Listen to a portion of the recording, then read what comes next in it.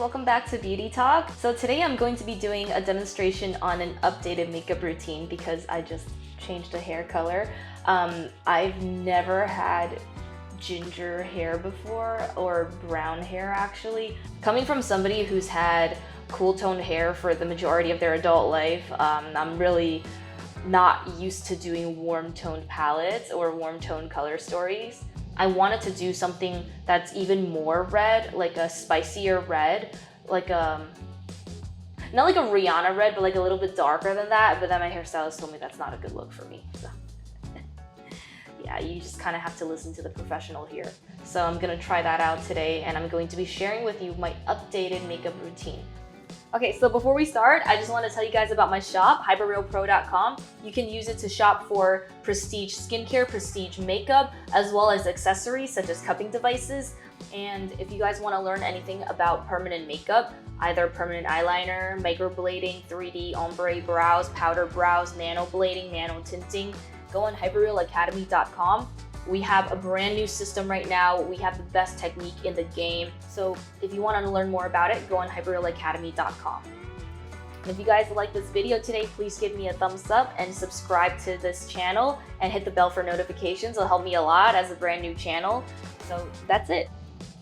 So I'm just gonna go ahead and prime my face. Make sure you have all your skincare on before your sunscreen, because your sunscreen is gonna serve as a barrier that's gonna kind of push out the sun rays, but at the same time, you wanna make sure all your serums and moisturizers are on before that. So I've had adult acne for my entire adult life, but you know, it's all good.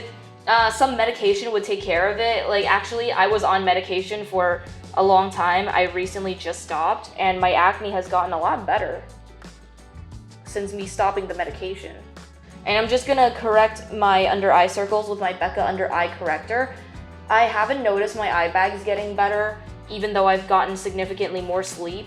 I don't know if it's genetic at this point, or if it's something that just was a result of me not getting sleep for, I guess, 3 years in a row in college.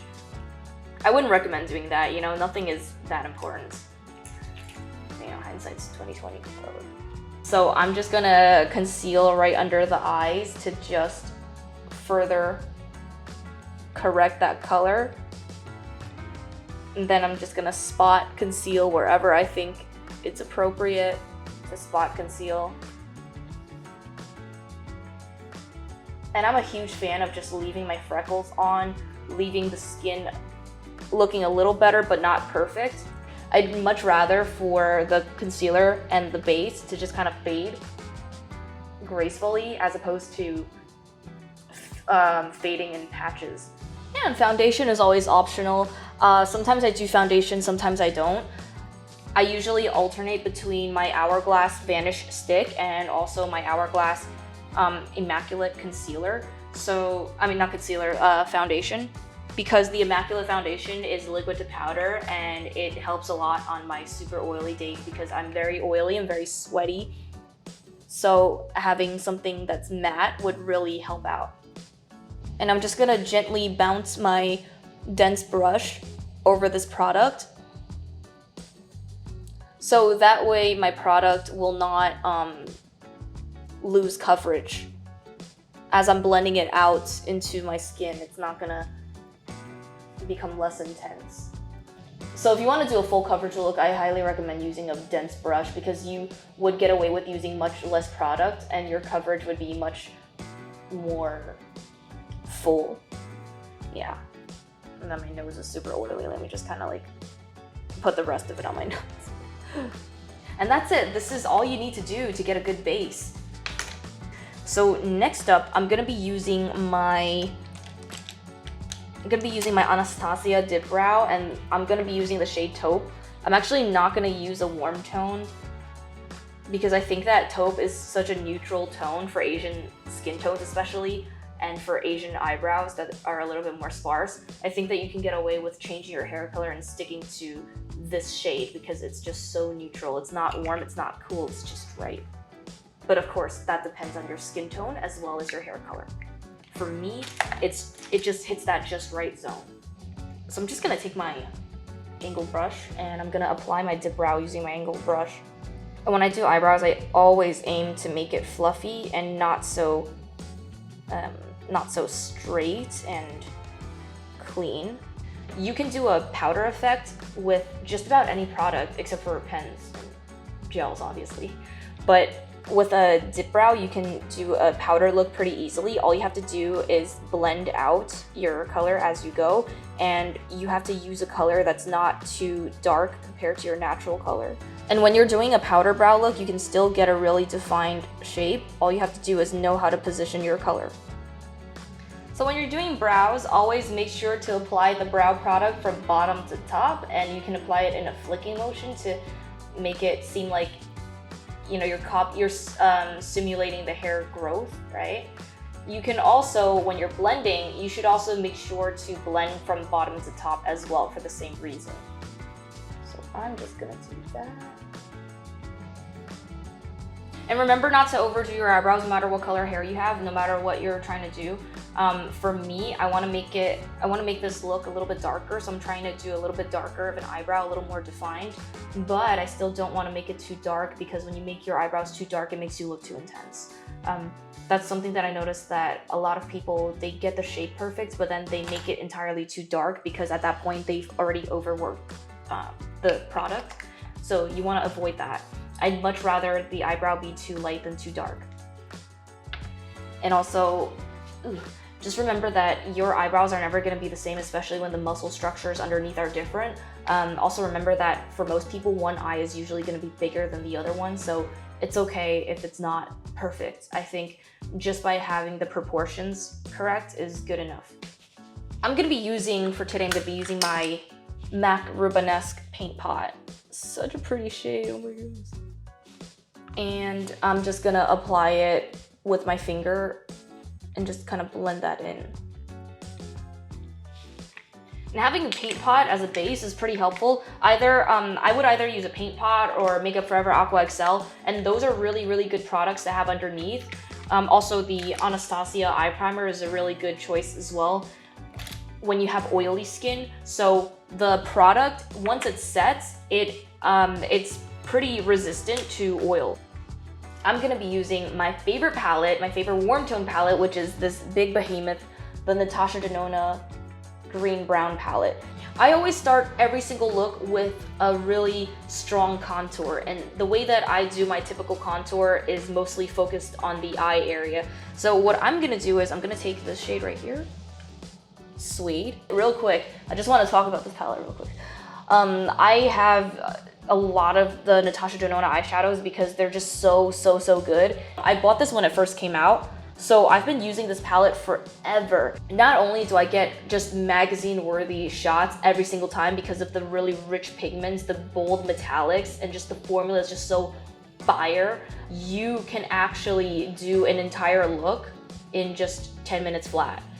And then people do notice that. People think it's very professional, and nothing says professionalism like fast, good work. So that was just like a little bit about the palette. Oh yeah, so I'm gonna go into the Suede shade. I'm afraid that I'm gonna pan this shade sometime soon. It'll be so awkward if I pan one shade in a 28 pan palette, but then you can always refill it, so you know, I love this palette. So I'm going to concentrate the contour at the outer corner of my eye, and I always take that contour and I specifically use a bigger brush because I want to lay down a soft contour, and I always pick it up towards the brow bone in that motion. And you can get a really nice lifted effect that almost resembles Botox. It doesn't matter what color you use, whether it's neutral or bright colors. The only thing that matters is dark versus light. That's what makes a contour. So you want to push your light colors into the center of the lid. You just want to really squeeze the lightest color into the center highlight or the inner corner highlight, wherever you want to put it, of the lid. And then the dark colors you want to push towards the existing shadows, creases, and folds of your face. And that's what makes it a good contour. That's what really sells that contour. And I'm gonna take a little brush, deepen that contour using the same shade, and I'm focusing it on the edge this time, so I want to make it just like that. It actually has a little bit of a satin finish to it, which I love. It just gives it that little kick of extra dimension to it. I'm gonna drop it right into the lash line. And already you see a lot more definition and a lot more shape on the eye area. So now we're gonna take a smaller brush. This one is my favorite for contouring, and you're gonna see why. I'm gonna take that same color, Suede, and always wipe off most of it on the back of your hand, and then apply what remains onto your eye. This is a good technique to use on just about any eyeshadow formula because it really gives you so much more control over the color intensity. I always wanna build up the color as opposed to just heavy-handed, just plop it on your face. So if you guys have trouble blending, then I definitely recommend doing that. Build it little by little. Don't worry about putting the full intensity on. You actually save more time in the end. So I'm gonna be taking my bronzer shade from my Becca palette, and I'm just gonna be using the bronzer shade right here. And I never use this as a real bronzer because shit is orange. But I use it as an eyeshadow, and it's one of my favorite eyeshadow shades. So having this bronzer shade, it's gonna warm the eye right up. I'm just gonna concentrate this right at the edge of that contour. So I'm not gonna apply too much, I'm just gonna apply a little tiny bit. And then to add further intensity of that orange, what we can do is we can take this shade called Sandstorm, this reddish orange shade right here, we can use that. And I'm just gonna put a little bit of this color into the inner and outer corner just to add even more warmth. I just want to be able to have that control because if I didn't want it to be as orange, then I would have just stopped at the bronzer. But because I want it to be more orange, I'm going to add that eyeshadow. And you just do whatever you want. It's such a freestyle, to be honest. And I just, I never practiced these looks. It's my first time ever trying eyeshadow with this brand new hairstyle, so I'm really liking this whole process. And with the remnants of whatever I have from the contour, so right where the brow bone connects to your nose, you can just kind of deepen that, and that will add intensity to your look. And sometimes you can even use a colorful shade as a contour. That's also fine. It's a very editorial trick that you can do. When you create more shadows, you just add more drama to the face. On the small scale, it would give you a more intense look, and on the more avant-garde scale, it would make your editorial look just super interesting, very, very multi-dimensional. Before I go into my highlight, I'm gonna add some more depth. I'm gonna be using my brown shade from my Pat McGrath palette. Out of all these beautiful shades, this is actually my favorite. You can sheer it out, you can pack it on, you can do so much with it. You can literally create any look you want with this brown shade. It's actually pretty wild. I'm gonna kind of blend it with that orange shade, Sandstorm. I'm gonna drop that right in to the outer corners. Then I'm just gonna blend out the bottom.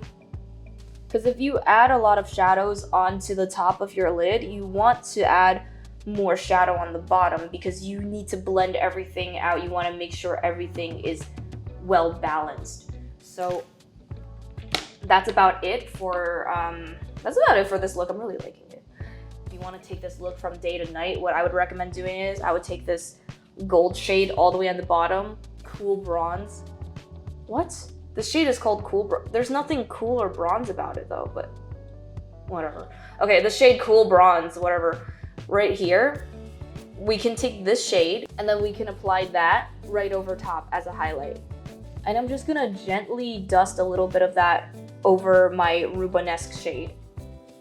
And you wanna be careful not to blend too much of it into your other shades. You don't wanna make it muddy. You wanna make sure that there's a clear separation of colors. And that's what makes the look more interesting. So now it's a lot brighter, a lot bolder. You can even add an inner corner highlight. Just make sure you choose a somewhat neutral shade.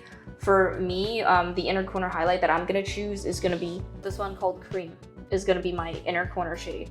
Okay, so next I'm gonna be using I'm just gonna coat my lower lash line with my mascara. And then I'm gonna be using my lashes. So I'm gonna use my Stila pen liner. This is my favorite eyeliner. I'm just gonna do a little baby wing. Okay, the baby wing became a big wing because I messed up a little bit. It's all good. Just stick on the lashes. Today I'm gonna be using my blush balm from Flower Beauty. This one is amazing. This is the shade Nectar. It's such a pretty, just nude, peachy pink shade. It's so flattering. I think on fair to medium skin tones, it would be really flattering. So the way that I apply this, it's so easy. Dude, it's so freaking easy. Well, once I find this brush, it'll be really easy after that. So I'm just gonna take my domed Makeup Forever stippling brush and I'm just gonna blend that out on the back of my hand, just to make sure that the product is evenly dispersed on the brush.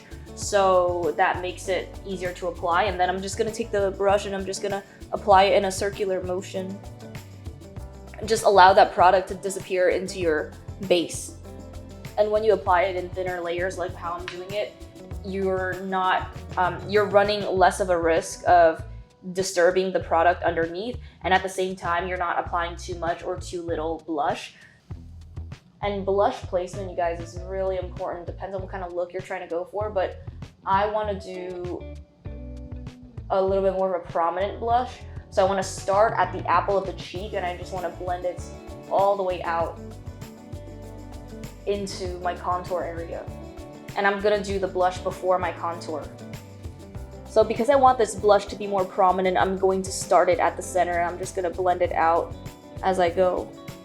If you want your blush to be a little bit less prominent, you want it to be more focused on the side profile as opposed to being seen from the center, then you want to start the blush from your cheekbone and just apply it in this area. And it would make your face look a little bit thinner, a little less round, and definitely more chiseled. But I want my face to look a little bit rounder, a little healthier today, so I'm just gonna focus that blush into the center. It's a really good trick for square faces as well, because when you have a square face like Kylie Jenner, this kind of placement really works for your angles, as you can see on my square face. I'm gonna use this bronzer right here. So what I'm gonna do is I'm gonna just gently dust some of that powder all over my airbrush brush. And this brush is amazing because you can start on the side and do a chisel, and then you can angle it back to flat to cover more of an area, a larger area. And then I start my bronzer in a thin line just right underneath the cheekbone, and then I make it flat again. And then I blend this color all the way up into the hairline. And it'll just kind of like graze the temple a little bit. And if you want, you can take that color into the temple as well. Just kind of connect that contour. And this is a really nice warm color that can double as a bronzer or a contour depending on what kind of look you're going for. I think I really prefer this as kind of like a hybrid of bronzer and contour. So what I like to do is I like to take it right under my blush to give that chiseled effect, and then I take the rest of it on the brush and I just use it to bronze the rest of my face, starting from the outside, working my way into the center of the face. And that gives me that bronze effect that goes really well with this hair color. And of course, if you feel like any part of your face is too pale, just take a bigger brush and just go right in. And with the bronzer, like everything else in life, just don't overdo it and you're Gucci. For my lip color, I'm gonna do a nude lip today so that all of the focus is gonna be on the warmth in the eyes as well as on the face. So with my lip liner, I'm just gonna do a gentle overline. And when you overline, it'll be more successful when you use a color that's similar to your lip color.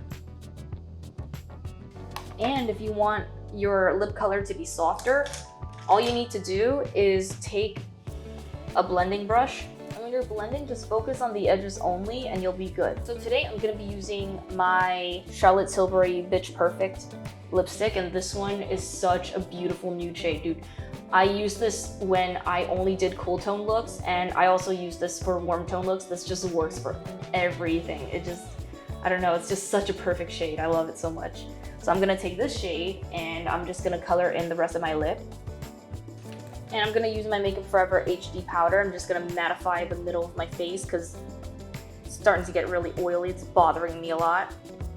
And the reason why I choose HD powder is because HD powder not only would serve as kind of like a powder to absorb a little bit of oil, but it would conceal and diffuse all of the pores on my nose as well as the wrinkles on the sides of my nose that connects to my face. I can also use it underneath my eyes to set the concealer a little bit, but at the same time, it would diffuse the texture underneath my eyes. Because everybody has texture underneath their eyes, but you can just use that to diffuse it a little bit so your eyes look less crepey and a little bit more awake. I'm gonna use Champagne Pop as my highlight, and I want it to be very soft. I don't want it to be too prominent, so I'm gonna use my Pat McGrath brush, and I'm just gonna swirl a little bit of Champagne Pop, not too much. And you can do it over the bridge of your nose, on your temples, as well as right under your chin. I mean, right over your chin, sorry. Right under your lip, over your chin. And that's it. Okay, that's it. So this is today's look.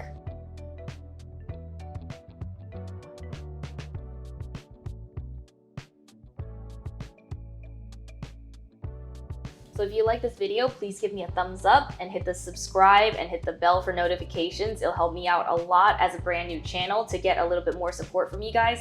And if you would like, let me know anything you want in the comments below. Just leave me a comment just to say hi, and then I'll say hi to everyone. If you guys have any recommendations for makeup or skincare, or if you guys have any suggestions on what the next beauty talk should be about, let me know in the comments. Thank you guys so much for joining me on Beauty Talk. I will see you in the next one.